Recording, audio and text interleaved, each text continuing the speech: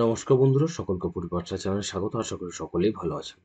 বন্ধুরা, খুব ছোট্ট একটা আপডেট কিন্তু খুব গুরুত্বপূর্ণ, যেটা প্রাথমিক শিক্ষক পদে নিযুক্ত হওয়ার জন্য যে সমস্ত বিএড ডিগ্রিধারীরা রয়েছিলেন তাদের সকলের জন্য খুব গুরুত্বপূর্ণ আপডেট।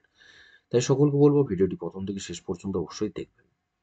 প্রাথমিকের শিক্ষক পদে নিয়োগে বিবেচনার জন্য বিএড ডিগ্রিধারীদের আবেদন ফের খারিজ করে দিয়েছে সুপ্রিম কোর্ট।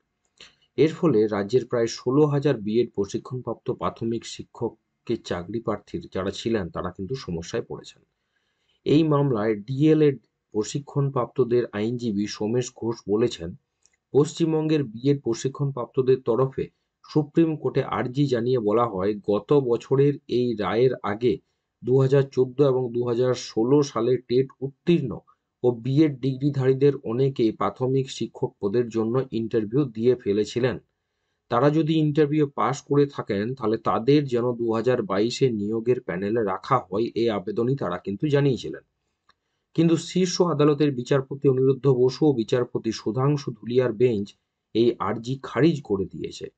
আদালত রায়ে কোনো বদল করতে চায়নি। প্রসঙ্গত, ২০২২-এর ওই প্যানেল এখনো প্রকাশ করা হয়নি। সুপ্রিম কোর্টের নির্দেশেই তাতে স্থগিতাদেশ রয়েছে। এক্ষেত্রে উল্লেখ্য যে গত বছর ১১ই আগস্ট সুপ্রিম কোর্ট রায় দিয়েছিল যে প্রাথমিক শিক্ষক পদে চাকরির জন্য বিএড ডিগ্রিধারীরা আর সুযোগ পাবেন না। শুধুমাত্র ডিএলএড বা ডিএড প্রশিক্ষণপ্রাপ্তরাই প্রাথমিক শিক্ষক পদে চাকরির সুযোগ পাবেন। সেই রায়টাই বহাল রাখা হলো এবং ১৬,০০০ বিএড প্রশিক্ষণপ্রাপ্ত যারা ইতিমধ্যেই ২০১৪ এবং ২০১৬ সালে আছেন, যারা টেট উত্তীর্ণ এবং ইন্টারভিউ পর্যন্ত দিয়েছিলেন, তাদের সকলেরই কার্যত ভবিষ্যৎ অন্ধকারের দিকে চলে গেল। স্ক্রিনে দেখতে পাচ্ছেন এই রায়ের অর্ডার কপি।